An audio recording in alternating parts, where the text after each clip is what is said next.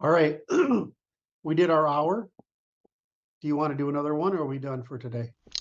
I think we should, in my opinion, we should at least address these two questions from Levi and also overview the NLI convention. We can save my questions until next time. All right. So you want to read the Yeah. questions? So from Levi, given the objective parameters such as Fibonacci sequence, symmetry, and golden ratio traditionally employed in assessments of beauty, might there exist additional quantifiable factors that could be universally recognized across various domains such as genetics, neuroaesthetics, and computational models? How could these factors be systematically integrated into a coherent framework that allows for the empirical evaluation of beauty in phenomena ranging from biological structures to patterns of artistic expression while maintaining objectivity and reproducibility in their measurement? I have to be honest, I didn't quite understand the question, but I hope you I do, understand the Curt. question because it's the first philosophy I did. He's asking he's actually, what's the science of aesthetics? Now, it's the first work I did, Levi. And I don't remember, is that up there? Is my piece on art up here on I don't remember if it's up here on the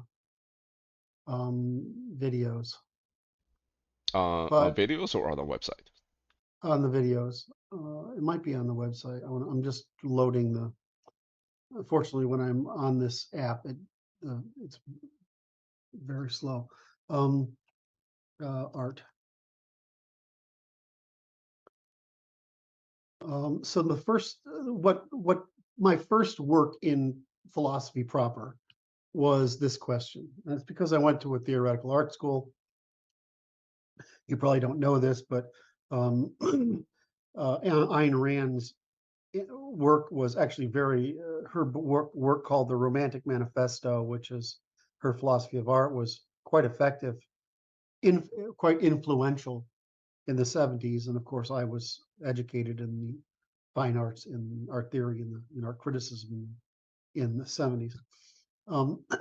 And so uh, I understood that we could do an analytic or Popperian deconstruction of the aesthetics into its causal axes. And so I've written about that, and I don't know why I cannot get this stupid thing to. Oh, I guess it's because it's telling me there aren't any. So my video on art is not up here. Um, so I will try to put it out and up there for you. I don't. Is it on? Um, it might be. I'll post it later if it's on the Institute website. But basically, yes, we can do this. Yes, you're intuiting correctly. Yes, we can produce a science of aesthetics. Yes, it follows somewhat the pattern that you're observing. Um, I'm trying to find you guys again with my Zoom. Yeah, uh, yes, it's consistent with the first. In other words, it follows the first principle, which is a continuous recursive disambiguation of disorder into order. And yes, it's all based on symmetry because, of course, you have positive and negative charges, and accumulation of mass because of it. So you're correctly identifying a thing. Those three, the basic category. I can't do it all off the top of my head, though, given that I seem to be over this flu, if I get time this afternoon, maybe that's something I could quickly record because I have the script for it and everything. Is that there's a couple of dimensions to art, and the first is what we call materials management or craftsmanship, which is the evidence of the hand of man in transforming disorder of the universe into some kind of order. Now, and I remember that this is the comfort we achieve from that is a derivation of our nesting behavior. So if you watch chimps, they develop nests. A nest is a place where you feel safe.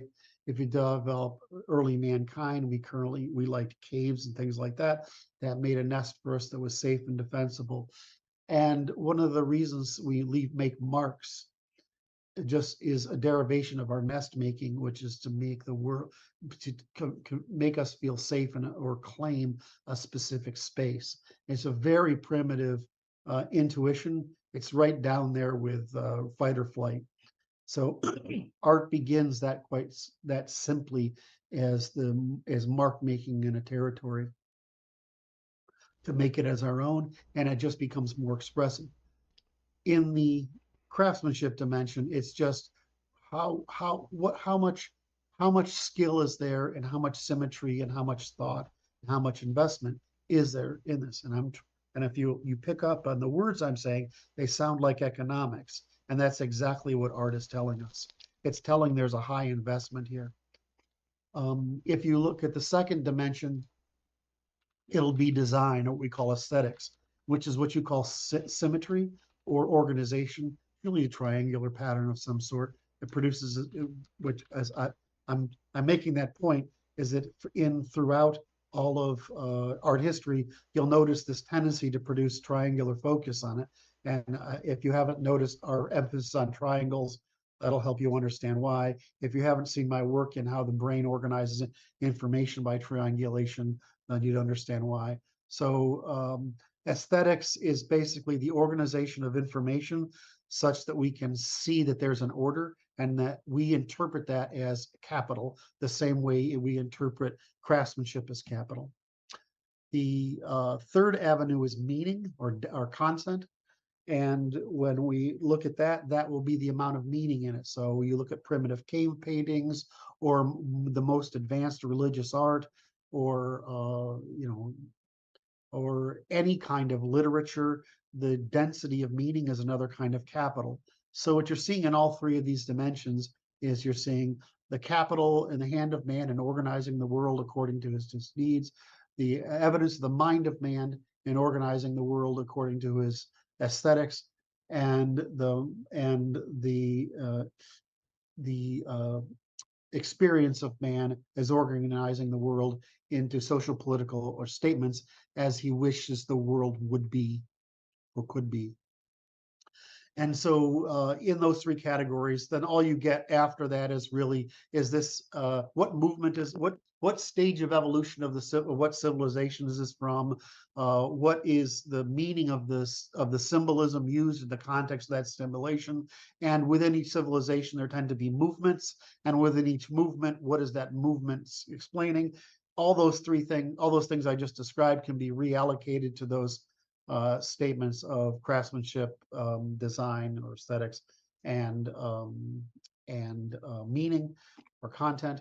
And what you generally find in an art is that we tend to lionize or Huronize, or make canonical is the correct term, canonical, and art that is exemplary of movements throughout the history. What you'll find, though, is that art is generally a technological field like every other technological field, and that's really it. The most interesting thing about art is, for me, is civilizational comparison. The only two I find interesting are Chinese and Western, but the rest of them are more. They're much shallower by contrast. But if you look at those two, they have the metaphysics in them are very fascinating.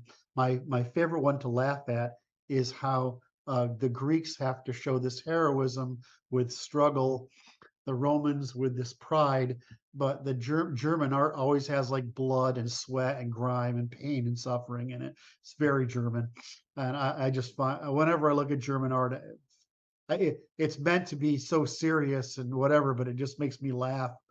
When there's this picture of Jesus back on the cross, and he's got the bleeding arrow holes in him, right? I mean, it's like, that's just so German. That was wasn't that the Longinus poking him with a spear, right? Yes, There's the yes, spear of yeah, the Longinus. spear holes in him. Yes. So in essence, we can science art. By the way, I just want to tell you that this was my thesis. It's what I got this thesis is what I got my uh, uh, what do they call it when they give you money for being in college? Grant? Grant. I got my grant one. Scholarship. But but the interesting thing is how many students, mostly women, fought me on it. I mean, it was visceral, a hatred that you could science art, that it wasn't some inner spiritual thing. I have this really, of course, I don't. When I was younger, I was much more arrogant than I am today, which might be hard to believe. But I just used these people as children, and I didn't take them seriously.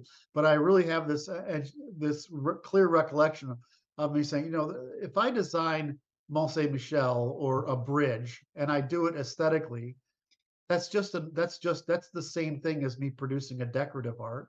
It's just has different purposes other than decoration. It's decoration is part of what it's done. That was like I had just burnt, like it was like telling a Muslim I was burning the Quran. I mean, and all these women ganged up on me. But anyway, so it's just funny how you can science art. You can the truth is we've scienced everything, right? Is there anything we haven't scienced? No, we've scienced every fucking field. So why would you think we can't science art? It's just another goddamn thing. And what's interesting about Levi's comment there is he's done a really good job of covering a spectrum to show that these things also appear to be creating a pattern. Is that pattern? Yeah, I'll tell you what the pattern is. It's the undiscovered valley. It's the promise of wealth, of prosperity, of calories. That's what art is to us. It's just capital. Fertility. Huh? Fertility. Yeah, that's it. And and for some people that's really painful. But then you say, well, that doesn't mean I can't look at some editorial piece of art and appreciate it for what it is. Right? But that doesn't mean that I can't also stack it against other pieces of art and say, well, I mean, it's it can't be sorted. So this is where art is the reason I talk about the difference between quantitative and qualitative all the time, because you can't quantitatively measure art, which is you can't use an external measure, but you can use a qualitative measure, meaning that you can triangulate all art. In other words, you can compare art against all other art and form networks of triangulation. What the fuck do you think your brain is doing? It's forming networks of triangulation, difference engines, right? And you can sort and stack things, which is what we do all the time. I always think it's funny is that the squirrel knows the difference between a slice of apple, a nut, and a teaspoon of peanut butter, right? I mean, it's just calories. Right. Well, that's all we're doing. And we look at art, that's what we see. We may see calories that are more interesting to us or more accessible to us, or we may say calories that are less accessible to us. But fundamentally, what we're seeing is basically an accounting system. How did you say it, Martin, a few minutes ago? Fertility. Say again? Fertility. Fertility, exactly. So, and that's probably the best frame is we're looking for fertility, just the way we find women. There's something I don't get. Then how can you Huh? look at, say, a piece of grand landscape painting and get fertility? I don't see the connection. I mean, I get it if I'm looking at, landscape. say again? I wasn't thinking about landscape. Oh, okay. Yeah, so No. I can imagine when I look at what is the famous painting, Venus out of ocean, whatever, the one where she's standing on a shell or something. Yeah, I can see fertility in that one, but Yeah, it's because you're trying to be too literal. I'm saying, what's the first cause, right? The first cause of beauty is fertility. And so that's where it originates from, is the ability to distinguish something from something else. And everything else is a derivation of it. It's the same reason I said mark making is a derivation of nest making. It's a derivation of it. So so the point being is that I like Martin's frame because it gives us the correct causal origin of the instinct, which is with fertility. And so the same thing with why do we find, humans beautiful is because it's how fertile they are and how healthy they are. And that tends to be done by symmetry, gracility, and a few other properties. Neoteny, gracility, neoteny, no, it's which word was it? Symmetry, neoteny, gracility. It's Right. another example of Hannah-Karenina principle. Sorry, Another example of Hannah-Karenina principle. How beautiful people are alike, how ugly people Yes. are ugly in different ways. God damn it. Now you can't tease me anymore about quoting you on this. Fair enough. All right. So if you want to know the theory of art, that it's really that. You have fertility, you have nest making, which is mark making, and the rest is just consequence of those of permutations on top of it. And fertility is basically understood as the presence of resources. So the way I say beauty is the presence of resources. I just like fertility. Fertility is a better frame for communicating the presence of resources. So when I look at a landscape painting, what am I seeing? Now, if you think back out there, and it makes you feel this landscape painting, Francis. When you look at it and you actually have some reaction to it, in other words, you feel good. It makes you feel. If it doesn't do anything to you, it's not worth talking about. But if you look at a landscape painting and you feel some emotional sensation from it, what is that sensation? Well, the first painting I was thinking about is, I don't know the name of it, but it's this painting of a grand valley with forest and mountains and mountain paths and so on. Just the way that light shines on it, it fills me with the sense of grandeur.